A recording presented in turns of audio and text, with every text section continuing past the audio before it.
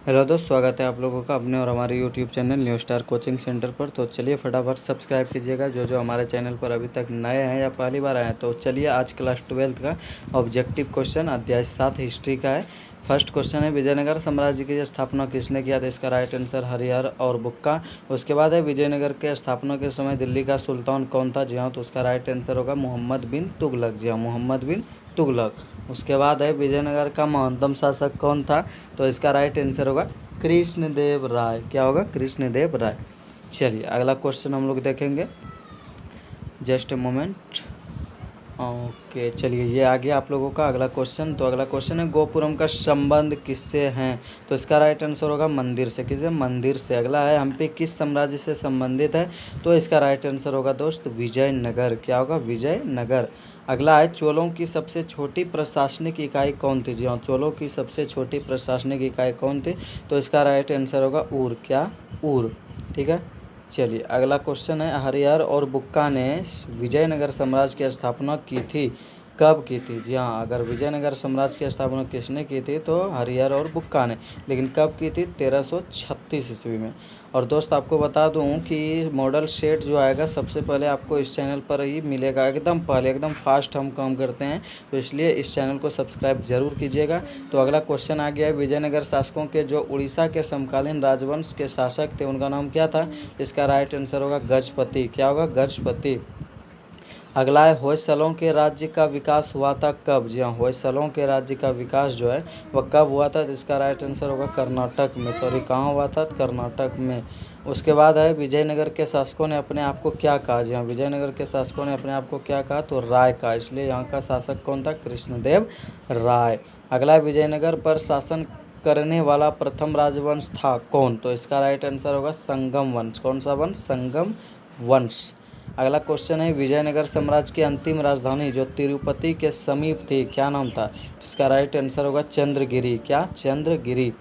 अगला है, यवन शब्द जिस भाषा का है वह क्या है? इसका राइट आंसर होगा संस्कृत। यवन शब्द किस भाषा का है? संस्कृत भाषा का। और चलिए दोस्त, हम लोगों के समक्ष अगला क्वेश्चन है, मान्यता अनुसार अमर शब्द का आविर्भाव संस्कृत के जिस शब्द से हुआ उसका राइट आंसर क्या होगा? तो इसका राइट आंसर समर होगा। उसके बाद है, फारस के शासक द्वारा अब्दुल रज्जाक को कालीकाट किस शताब्दी में भेजा गया था? तो इसका राइट आंसर होगा 15वीं में। कब भेजा गया? 15वीं में। उसके बाद है, यात्री बरबोसा का संबंध था किससे? तो यात्री बरबोसा का संबंध था पुर्तगाल से। किससे था? पुर्तगाल से। ठीक है दोस्त, अगला क्वेश्चन हम लोग करेंगे। अगला क्वेश्चन हम लोगों का कि ये just a moment, you stop now. अगला क्वेश्चन चलिए आ गया कि राजकीय प्रवेश द्वार के लिए कौन सा शब्द सर्वाधिक उपयुक्त है? तो इसका राइट आंसर होगा गोपुरम। क्या होगा? गोपुरम। उसके बाद है, दिल्ली सल्तनत की स्थापना हुई थी कब? तो इसका राइट आंसर होगा 1206। दिल्ली सल्तनत का स्थापना कब हुआ? 1206 में। उसके बाद है दोस्त, बहमनी राज्य की स्थापना हुई थी कब? जी हाँ, बहमनी राज्य तो जो है उसका स्थापना कब हुआ? तो इसका राइट आंसर होगा 1347 में। कब हुआ? जी हाँ, 1347 में।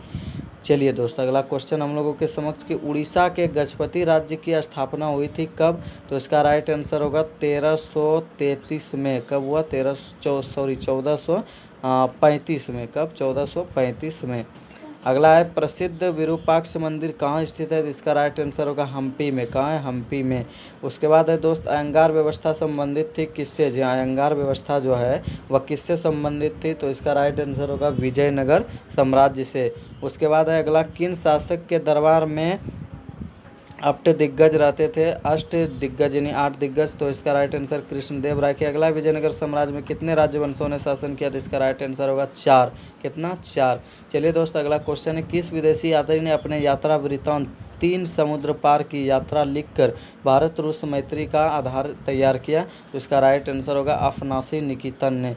उसके बाद है, रूस में भारत विद्या का जनक किसे कहा जाता है? इसका राइट आंसर होगा GS लिपिदेव। कौन? GS लिपिदेव।